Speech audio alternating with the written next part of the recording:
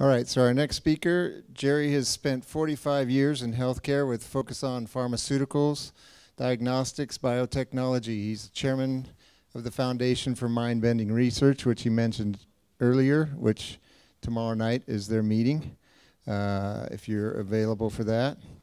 In 2006, Jerry co-founded and is president CEO of Nuvera, a company with a sustained delivery platform for products to be delivered to the oral cavity. Its first products are for dry mouth and oral mouth. In 2003, Jerry co-founded Chakshu, which is now Livionex, where he is a chairman. Livionex has a platform technology for metal modulation with applications in treating inflammation and removing biofilm. Its first product is a dental gel that is more effective in cleaning teeth as well as reducing gingivitis. In the pipeline are gels and lotions, which have applications for wounds, burns, diabetic leg edema, arthritis, and an eye drop for improving vision in persons with cataracts. So let's welcome Jerry.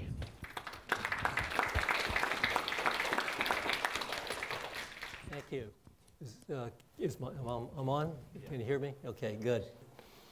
We believe we truly have something that's unprecedented in terms of getting rid of plaque, and I'll tell you the story behind it and the what we're doing, and I think you'll enjoy it, and you'll learn a little bit about biofilms in the process. This one. Okay, on track. Okay. Great. Okay, what is Livionex? It's a company, and it's a play on words, live, ion, and EX. And that stands for, live is for living, ions is for metals, and what we were looking at is really effects on metal ions, and it's a metal ion-based technology, and EX is for longevity. And we're a group of guys, Stanford, Berkeley alums, and we've been focusing on metals and inflammation and biofilms for the past 13 years in terms of research and developing to this stage.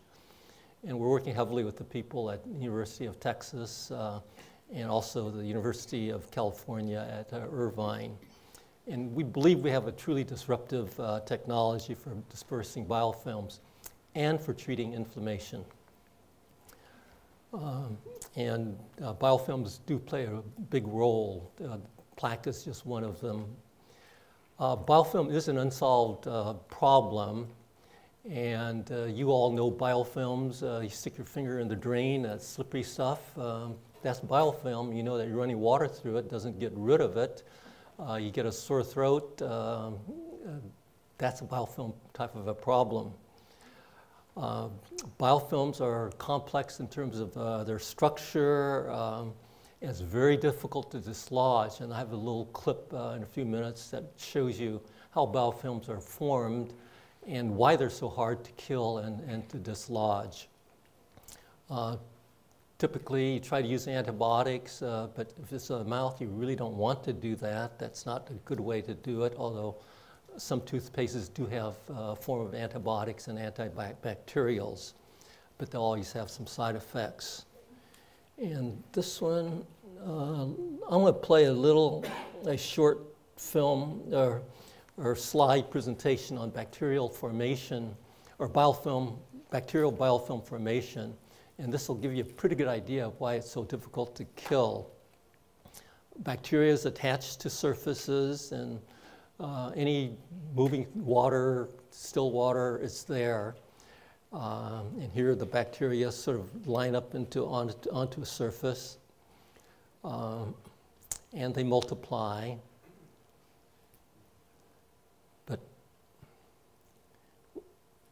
So this is bacteria working together, and what will happen in a few seconds, you'll see that bacteria they sense other bacteria around their surroundings, and that's quorum sensing is the terminology. So they'll send out signals, and if there's other bacteria there, the various bacteria will pick up the signal, and then you'll see what happens with the signals. the genes are activated and pili are formed. So pretty soon you're going to see a bunch of pili forming, and that's a better way to communicate, better way to stick to surfaces, better way to stick to each other. And that's the first thing that happens when you get a group of bacteria together in terms of forming a biofilm. So they'll twitch a little bit and move and get close together. But then they form a glue, polysaccharide type of a glue, or exopolysaccharide, and they'll start sticking to surfaces very, very well. And therefore, it's very difficult to get rid of.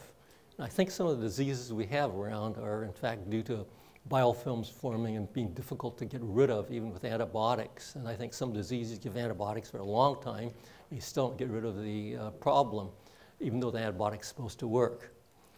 And then what happens is that if there's food is consumed, some of the bacteria will break away, their pili will retract, and they'll form flagellas and float away and attach to another area where food might be more abundant. So that's what's happening here. And let me click out of that. So dental plaque is a biofilm.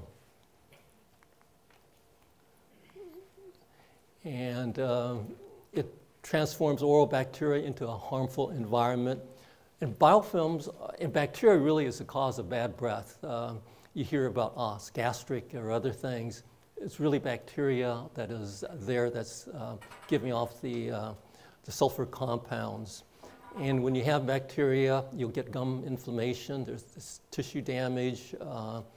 And with that, you get the bleedings, and the cavities comes from bacteria giving off acids, lactic acid as an example. Biofilms are hard to break up, and daily care is good. If you don't do that, then you're going to get periodontitis, which is a disease that will eventually result in loss of teeth. But what are some of the informations regarding this whole area? Well, here you have a person smiling, but they may have bleeding gums, and they'll eventually get loss of bone, loss of teeth, and you think, this must be rare. Probably this group is fairly healthy. But if you look at the statistics, they say that 90% of adults have some form of gingivitis, and 47% of US adults have periodontal disease. And so if you're losing teeth or anything of that nature is happening, you've got this problem. Does brushing help? And with toothpaste, does that help? Well, it's interesting. Really what happens is that when you're brushing, it's the act of brushing that gets rid of the plaque.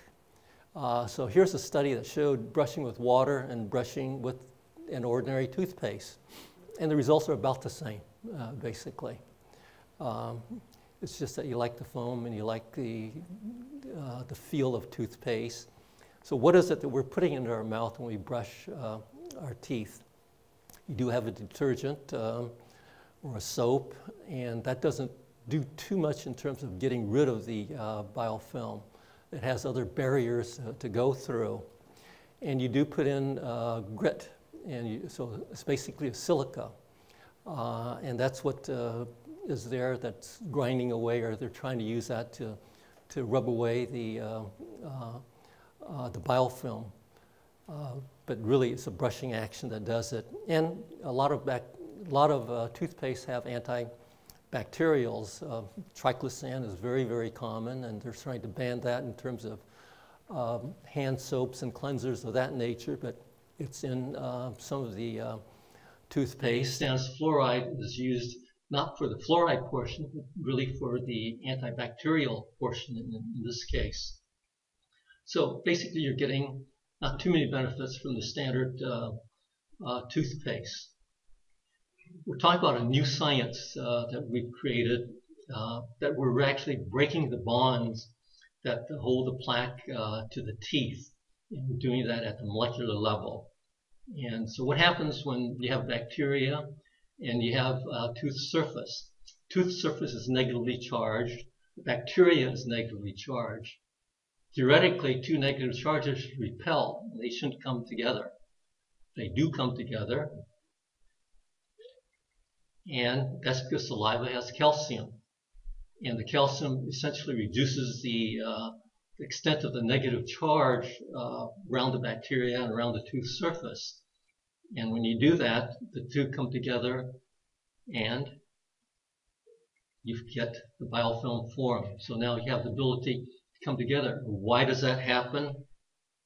Well, calcium shrinks the negative charge, and as the bacteria and the surface comes together, there are other forces that will come to play. These are called the van der Waals forces, and that causes bacteria to adhere to the teeth. And it's a good strong force.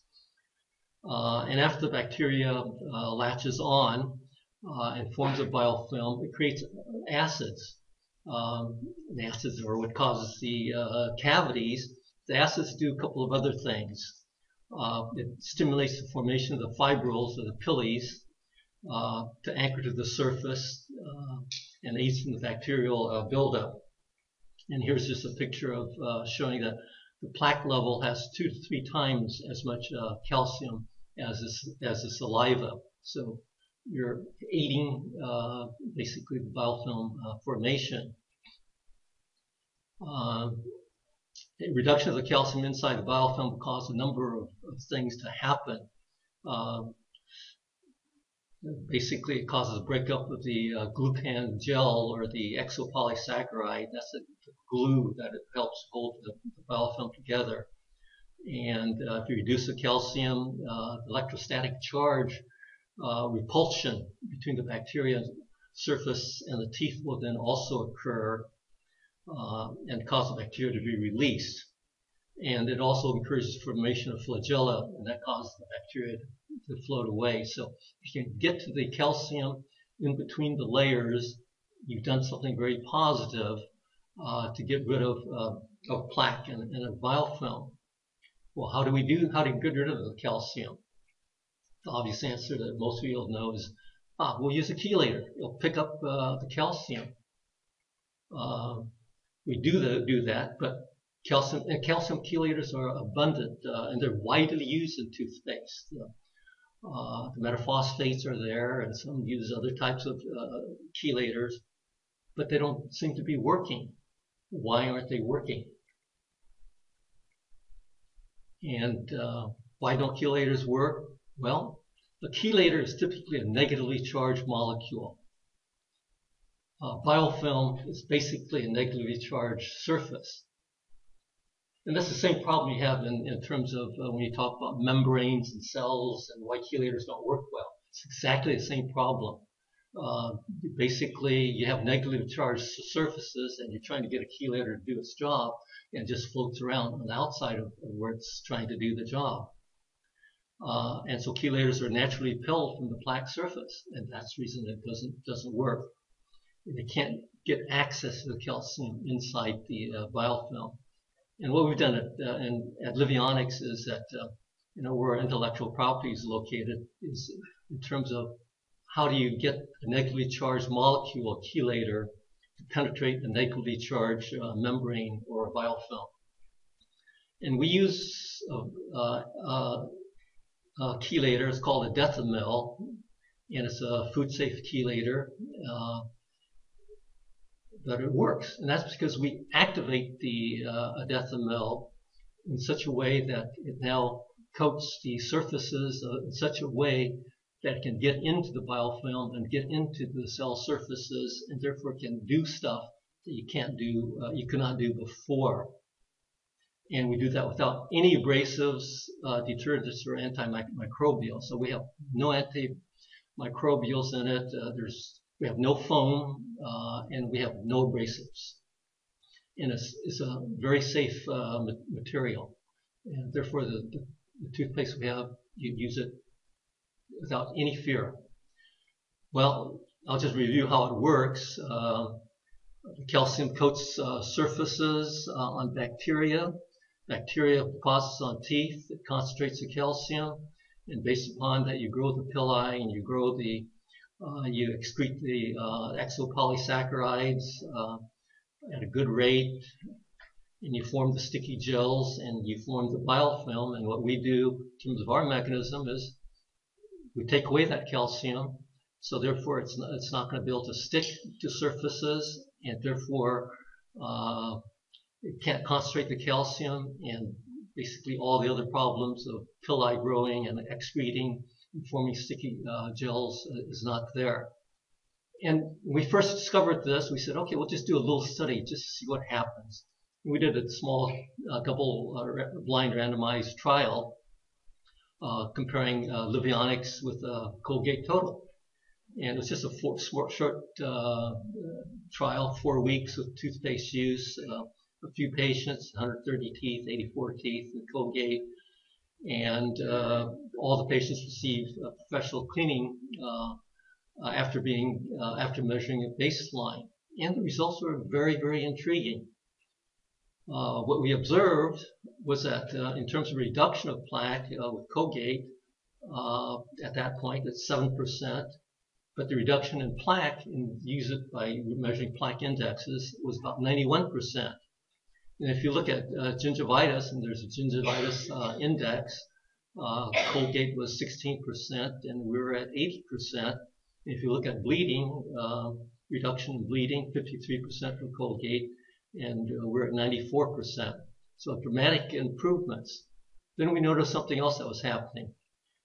We looked at pocket depths and what happens to the change in pocket depth, and we looked at some of the deeper pockets, the 4 to 6 millimeter pockets that are there, and we found that we reduced in that short period of time by about a millimeter versus Colgate, which is 0.13. So that was very, very intriguing. Then we said, okay, let's bring it to someone else to do these studies, and went to UC Irvine, which specializes in all these types of studies, and they've specialized in imaging, and did the double-blind randomized trial, again using Colgate Total, and used 3 weeks of toothpaste usage, except that we didn't use professional cleaning at baseline as was done in other study, and it's a basically 25 person study. And then again, the results were very, very similar and very, very interesting. And what we observed was that Colgate Total, in terms of plaque index and reduction of levels of plaques, 86% versus 33%, in reduction of gingivitis or with the gingival index, 31% compared to 71%, and in bleeding, 34% versus 79%. So very significant. Then if you take a look at toothpaste and gels, what are you looking at in terms of numbers, and what's really important in terms of when you brush your teeth? What are you really looking at that's really important? What's really important is you see the scales of plaque that is there, and normal brushing will reduce plaque down to 1.5 to 2, so it gets down there fairly well. But it's that last remaining bit of plaque that is really causing all the problems, causing the gingivitis, etc., etc. So that's the level of stuff that you have to get to, basically. So the guys at UC Irvine are great at imaging, and they compared with here's brushing 2 times daily for 3 weeks, and then looked at the nature of the plaque after that point of time, and they found that with Colgate, you still have the red indicates the levels of plaque that is there. And then Livionex, you don't see that with Livionex dental gel. And then if you take a sort of a cross-sectional image, which is in the bottom, and look at Colgate side, and the red is the plaque versus the red in the Livionex side, you can see very, very little plaque. So you're getting to the plaque, and that is what is in fact happening. Then if you use a type of camera or optical coherent tomography imaging, here's Colgate Total. The P's are the plaque, the G's are the gingiva, and the E's the enamel, and the D's the dentin. And after that same length of time with Colgate, the P on the bottom part of the picture shows that you do reduce the plaque, and you reduce it a fair amount, but you still see a fair amount of plaque that is there in that bottom picture. And if you compare that, if you remember that image and compare it with this image, Livionex, the top is, again, baseline, and you see the P in terms of all the plaque that's there. And then if you look at the end of that time frame and look at the P, you basically see the enamel, but the plaque is minuscule. It's really, really not there. So again, it adds to the picture of what we're doing. What we're really doing is repelling the plaque away. And if you look at various types of studies and look at the numbers and the plaque indexes, whether it be a Colgate total or Crest, you'll see the same types of figures. Here's you see the plaque indexes or reduction in plaques, and in gingivitis. Here you look at it in terms of some of the antibiotic types of toothpaste and stannous fluoride. And if you're looking at the plaque index, which is reduction, the last 0.32 is what we're at, and that is the plaque indexes is very, very, very low. Then what's also very interesting is if you now look at these same patients and look at the distribution of pocket depths that are there, where it is at baseline when you first start, and what the size of the pocket depths are, which is on the x-axis, and the number of pockets are on the y-axis. And you look at it over a 6-month time period in this study, you see that basically the number of pockets, the size of the pockets and the numbers in each of those categories of greater than 4, greater than 5, or greater than 6 millimeters pockets decreases significantly during that time period. So you are, in fact, having an effect on pocket depths. And the bigger the pocket depths, typically the greater the effect. Let's see, here's looking at the same type of picture with various ingredients from triclosan to essential oils to acetylpyridinium, chlorhexidine, and the types of changes that occur in terms of plaque and in terms of gingivitis, which is inflammation. How safe is our material?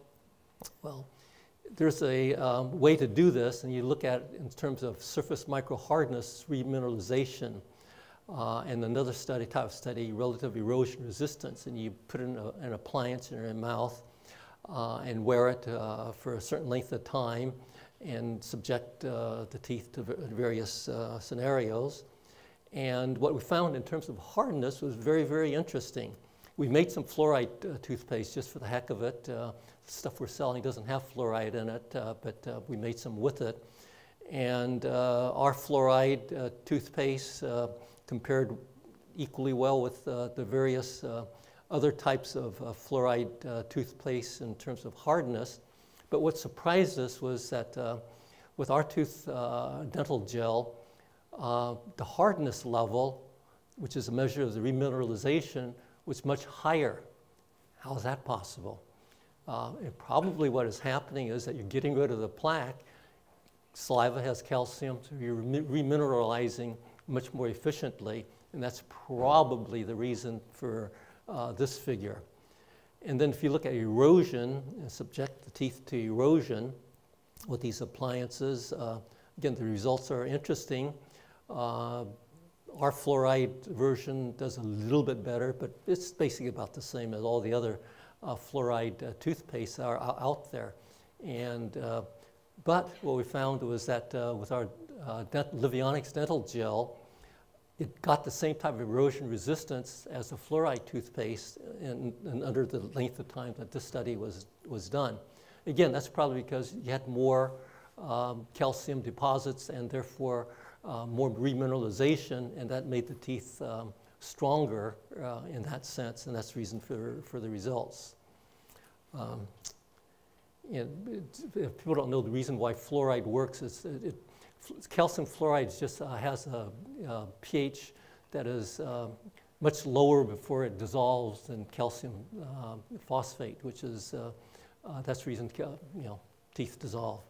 So in essence, we have a dental gel. We have stuff that has other ingredients which you may not want, and that's the tube on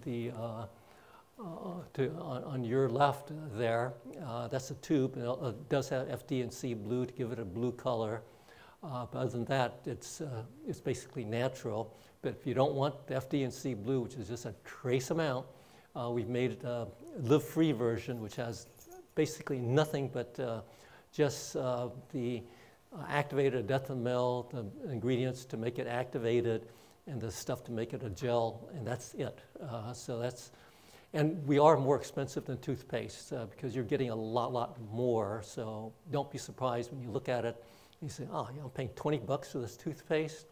Well, you're getting more because of that. If you're looking at your health of your teeth, that's the reason. So what we have is really a disruptive technology that I think will have a huge impact on curbing the epidemic in oral diseases. This is our first product in terms of our technology platform. We work with metals and metal ions, and it has a lot more that we can do, and actually we've done a lot that I won't talk about today to address other diseases, but I'll just give you a hint of the stuff that we're doing. Inflammation is something that everyone is very well aware of. Inflammation is at the basis of most diseases out there.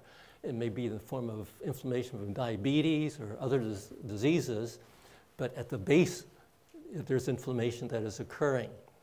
And inflammation is good in terms of fighting bacteria when you're out in the jungle or somewhere, but if you're looking at tissue damage that is caused from inflammation, you don't really want that, and that'll cause complications. And it's not just oral complications, depending upon where you use our materials, but all sorts of complications. So basically what we're doing is higher levels of calcium leads to various reactions, and I'll go through it on the next slide. It causes activation of kinases and also caspases, which will cause cell death and cause inflammation. And what we do is we're going to inhibit that in a way that doesn't require steroids. So again, it's a very safe way to control inflammation.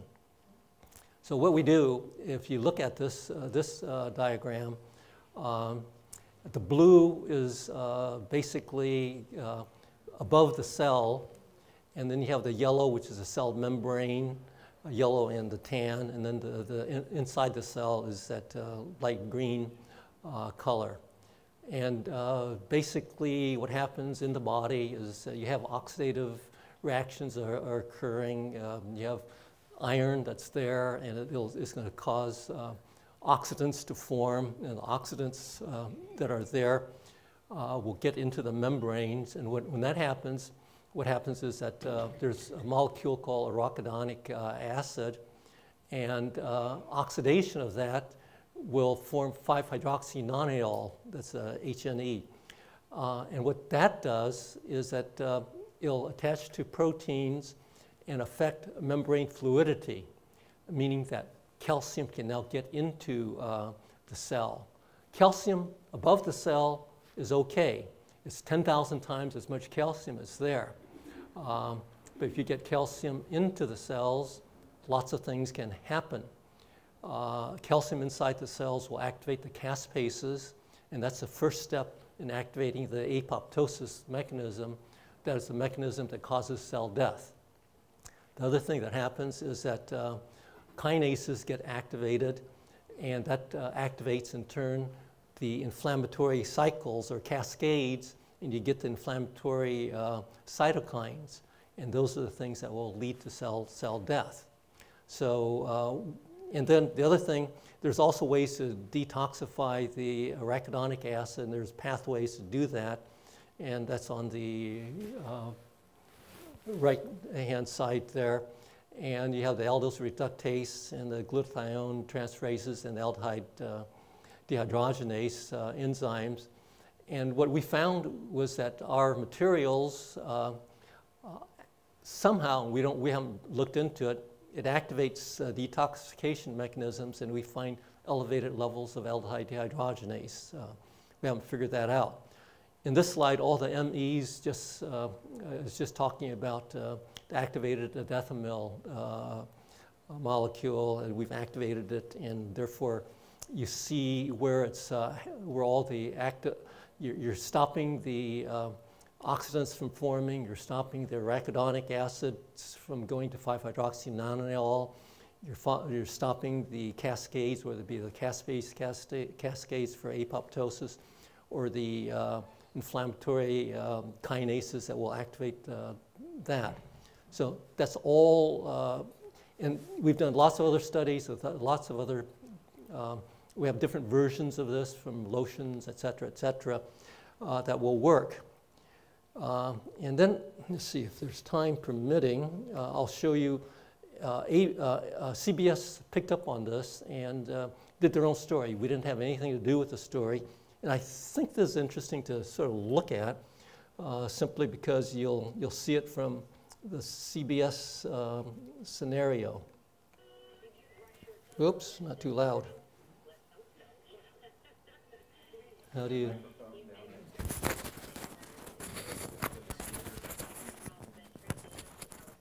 Let's see. Here's this speaker. Yeah, maybe get some help in.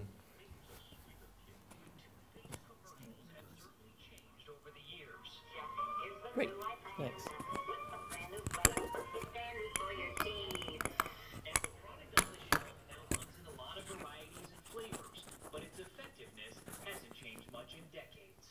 It's not a bad product, but it has a lot of room for improvement.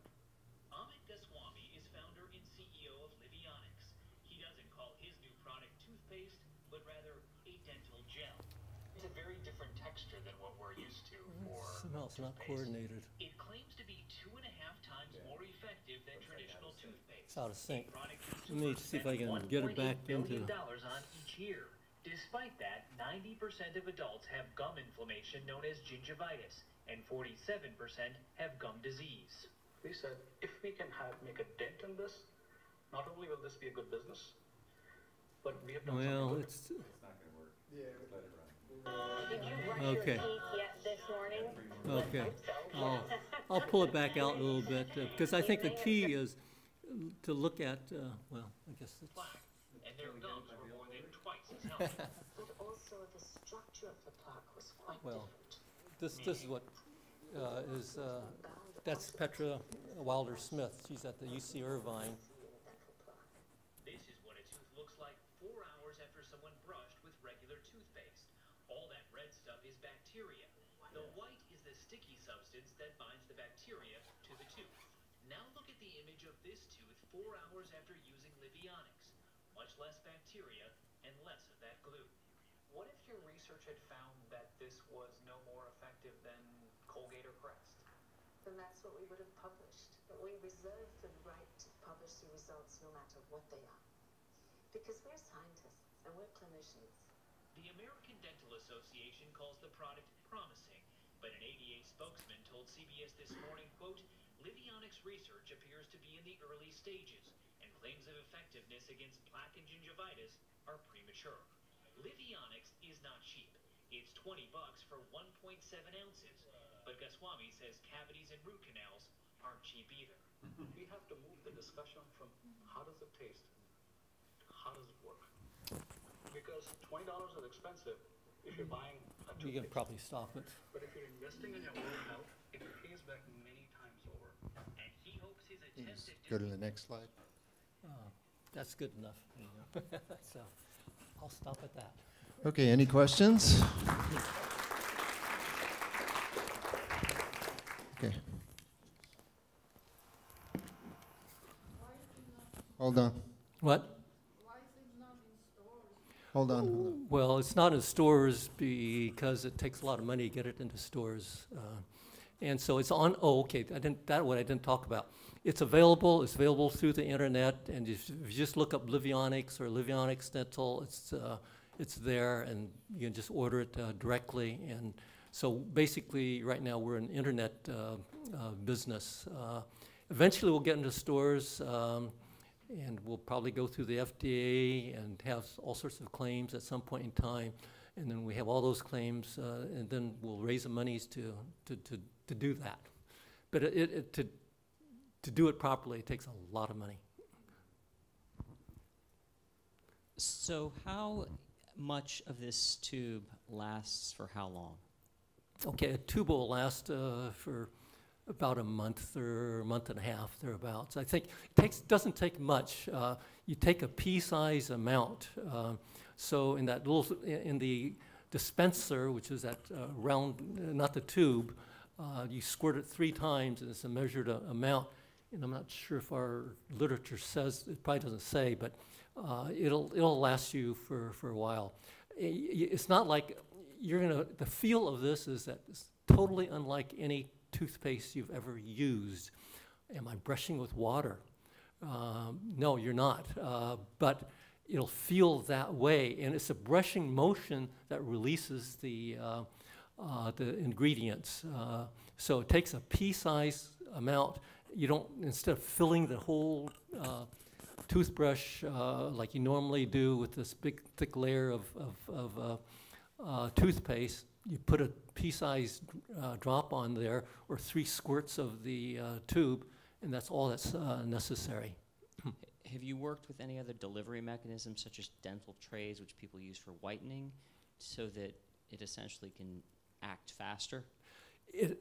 We did a little experiment. I was astounded at how fast it acts. What we did is you have those disclosing solutions, and I gargled the disclosing solution, and what happens? And I did that, and we all did that in terms of the 3 founders, and then brush with the soft toothpaste. The plaque just fell off, and the red disclosing color just went away. So it doesn't take long. You just have to be able to release it with a toothbrush, and you're better off with a very soft toothbrush, so you're not affecting your gums whatsoever. You just want to make contact and be able to brush and be able to spread out the gel to make this all happen. Is electrical okay? What's that? Electrical toothbrush? I use both electrical. Oh, is it electrical toothbrush?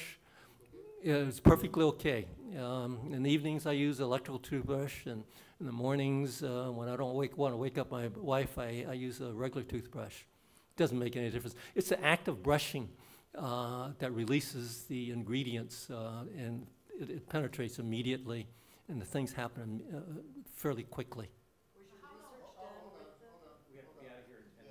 Okay. Hi, I'm using the product for a couple of months, and my dentist said my plaque score dropped from like about 8 out of 10 to like 4 out of 10 in a couple of months with no bleeding anymore. Is this similar to MI paste? No, MI paste is something that's totally different. I think that is more for calcification of the teeth, remineralization. Okay, let's give a round of applause for Jerry. Thanks.